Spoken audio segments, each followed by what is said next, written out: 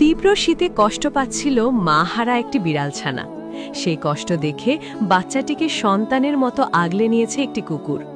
দৃশ্যটি দেখলে পাষাণ হৃদয়ও গলে যেতে বাধ্য। কনকনে শীতের সকালে প্রকৃতির এই অমোঘ দৃশ্য যেন মানবজাতিকে এক মহান শিক্ষার সামনে দাঁড় করিয়ে দিয়েছে। ইট পাথরের এই যান্ত্রিক শহরে যেখানে মানুষের প্রতি মানুষের মায়া কমছে, সেখানে দুটি অবলা প্রাণী ভালোবাসার এক অনন্য নজির স্থাপন করেছে।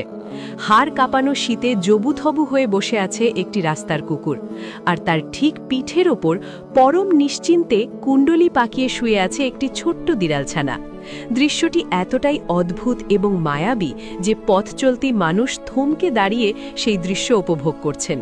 সাধারণত আমরা জানি কুকুর এবং বিড়াল একে অপরের চিরশত্রু। আদায় কাঁচকলায় সম্পর্কের বা সাপে নেউলে সম্পর্কের মতো কুকুর বিড়ালের সাপেক্ষেও আমরা বিবাদের কথাই ভাবি, কিন্তু প্রকৃতির রুক্ষতা আর শীতের তীব্রতা যেন সেই চিরাচরিত শত্রুতার দেওয়াল নিমিষেই ভেঙে দিয়েছে। যখন সবাই শীতে কাঁপছে, তখন এই কুকুর ও বিড়ালের ভালোবাসা আমাদের অনেক কিছু শেখাচ্ছে। বিড়ালটি কুকুরের পিঠে এমনভাবে চড়ে বসেছে যেন এটি তার মায়ের কোল। কুকুরটিও কোনো বিরক্তি প্রকাশ না করে ঠায় বসে আছে, যেন তার পিঠের ওপর আশ্রয় নেওয়া এই ছোট্ট প্রাণটি তারই সন্তান। প্রাণী দুটির মধ্যে কোনো হিংসা বা বিভেদ নেই, আছে কেবল একে অপরের প্রতি অকৃত্রিম নির্ভরতা। এই বিরল দৃশ্য দেখে একজন প্রত্যক্ষদর্শী বিস্ময় প্রকাশ করে বলেন, তিনি তার জীবনে এমন দৃশ্য প্রথম দেখলেন। বিড়ালটি কুকুরের ওপর কতটা আস্থা নিয়ে বসে আছে তা সত্যিই অবিশ্বাস্য। মনে হচ্ছে যেন মায়ের কোলেই সন্তান বসে আছে, অথচ দুই মেরুর প্রাণী। শীতের প্রকোপ থেকে বাঁচতে কুকুরটি বিড়ালটিকে আশ্রয় দিয়েছে, আর বিড়ালটিও পরম শান্তিতে সেই উষ্ণতা গ্রহণ করছে। কুকুরের পিঠে চড়ে বিড়ালটি কখনো ঝিমুচ্ছে, কখনো বা গা চেটে নিজেকে পরিষ্কার করছে, যেন পৃথিবীর সবচেয়ে নিরাপদ স্থানটিতে সে অবস্থান করছে। কুকুরটিও পরম মমতায় বিড়াল ছানাটির গা চেটে দিচ্ছে।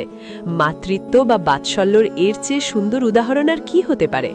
কুকুরটি হয়তো বুঝতে পেরেছে এই ছোট্ট ছানাটির এখন উষ্ণতা প্রয়োজন, আশ্রয় প্রয়োজন, তাই নিজের শরীরের উষ্ণতা দিয়ে সে চেষ্টা করছে মা হারা ছানাটিকে বাঁচিয়ে রাখতে।